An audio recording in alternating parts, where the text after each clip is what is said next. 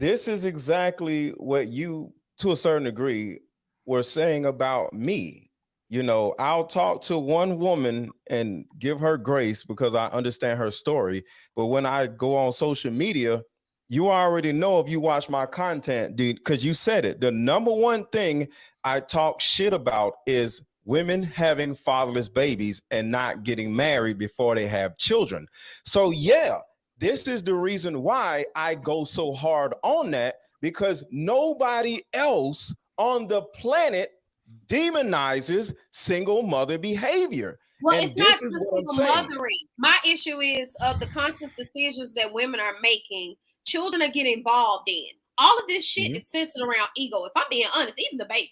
A lot of times, even going into a situation where a man is conscious and saying, I was here for the sex, I wasn't here for the responsibility after the sex, we immediately say, that's too bad. You're going to have a baby. You're going to be a parent. When do you want to celebrate Father's Day, this year or next? And however he responds to that, if he's there, he's there. He's supposed to do what he's supposed to do. If he's not there, it's immediately, why y'all mad at the parent who stayed? But the parent who stayed is sitting there socially abusing them children. They're emotionally abusing them children. They're taking everything out on them children. That's bad parenting altogether. But the parenting is not just the issue. It's all of the other bad behavior that is a domino effect from the start of them dealing with mommy issues too. Her choice of a baby daddy before like all the of that child was conceived. Okay. I agree. Exactly. That's all I'm saying. Before the kids even get here. But that is bad parenting. When you have a child to prove a point and you have a child to sit there and say, you know, your body can do it, and you don't believe in all of these extra contraceptives and incentives, the idea is women like raw sex just as much as men do. A lot of them are not telling a man slip on no rubber. They're not doing it. And a lot of them don't know the bodies their way that they claim that they do either, because these babies are just not coming up out of nowhere. But Alan was absolutely right. For a woman to sit there and pose her trauma, when you intentionally bring a child into a gamble of this man may not be around, you are a bad parent. And I stand on that. Parents, I just want to add this part to it. Bad parenting doesn't start when you have a baby. Bad parenting starts before you have the baby. The type of man that you lay down with, the type of things that you're actually doing in your life. If you live in the hood and you have a baby, you are a bad parent, even if the dad is there, because you live in the hood. So you're bringing this child into a bad environment. So bad parenting, mainly what I talk about, begins when the woman and the man is in the bed sleeping together.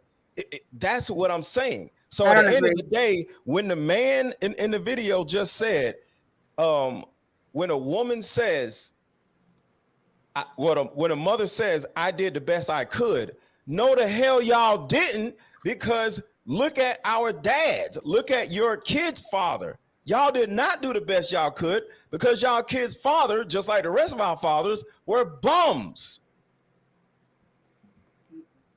You speak for your own daddy. My daddy was a great man. Anyway, I want to talk on what Trev said, because I thought he asked an important question when he was saying what the solution is. And I think a lot of times we like to frame the conversation around morality. And I feel like what's really important is that we focus it on economics and incentives, right? So I think if we really want to change the problem, what's really necessary is we have to pick politicians and lobby for policies that revoke economic privileges and programs for single motherhood. I feel as though if we literally just attack the funding that's available for single motherhood programs, I feel like you remove that funding and then you reallocate that funding to support nuclear families.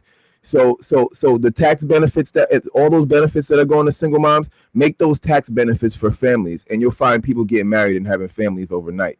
Everything is about incentives and economics, and I feel like the current system incentivizes women to not listen to a man. It incentivizes them to be single mothers. There's a lot of financial support out there for single mothers. So we have to really use, like, a lot of time we always talk and have these conversations, but I think as a community, we really have to start taking advantage of the political process. You can write your senators, you can write your representatives, you can You can get with law groups and write laws and submit them to, and lobby them. You know, we can put our money literally behind lobbying these programs. So I feel like that's really what it's going to take. It's eventually going to take people to put their money where their mouth is and start actually getting in the political process to attack the actual policies that are incentivizing this behavior. Because society often follows the law and the incentives. You know, if I tell you that you're going to get a tax credit for buying an SUV, guess what's going to happen? People are going to start buying SUVs. If I tell you you're going to get a tax credit for buying an EV, guess what? You're going to start buying EVs. So we got to start using policy. Well, the thing is, Hey, bro. The reason why I don't completely agree with you is because if we're specifically talking about Black women, a lot of them lack the education around certain programs to even participate in them. That's one. And then we're not even talking about the redlining. But even in that particular situation, what a lot of people were aware of was Roe versus Wade being overturning. Even with Roe versus Wade being overturning, this hasn't alleviated the problem of women still feeling the need to weaponize their womb over a man. That hasn't stopped. That hasn't fear-mongered women out of saying there are no resources allocated to you to get rid of your mistake.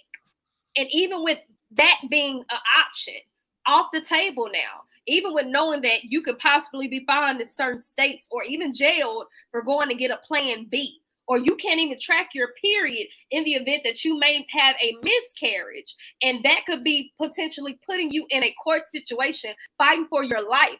We have seen it happen. First place it happened was in Texas. This was hitting the news left and right for the first year. Roe versus Wade overturned. That has not scared women, even with the allocated resources. What you will hear other women say is, don't have no kids. You will hear women tell women, do not have no children. And it has literally slowed down Black women specifically having more babies. But even with women saying don't have no kids, you know what women do? They still go sleep with a man who may or may not be a gamble of a good father, and they still have the damn kid, even knowing Roe versus Wade was overturned, even knowing that $50 they can't afford it. And the kids are expensive.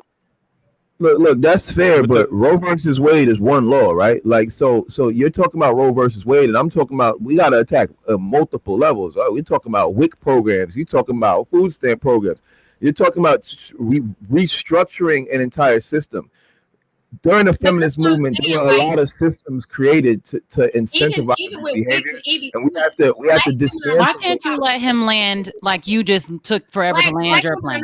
Why can't you let anybody land? You're not more significant. One of y'all talk to me.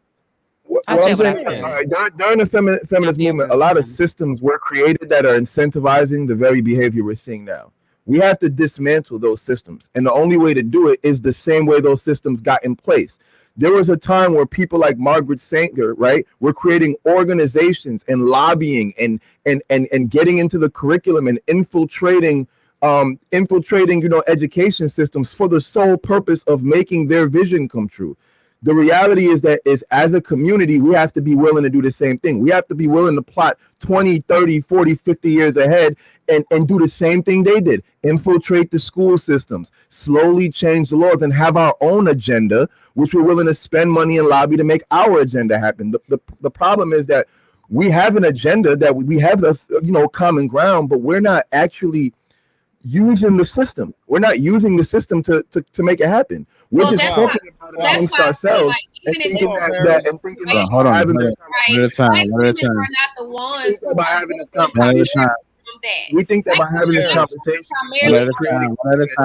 a time.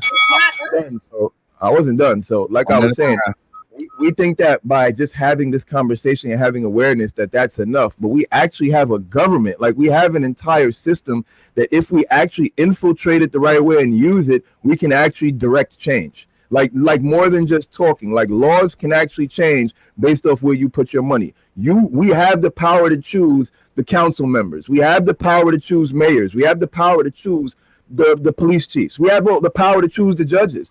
But are we actually going to get involved in the process and really pick the people who are fighting for our agenda, or are we just going to keep going with whatever's being advertised as the right way to go?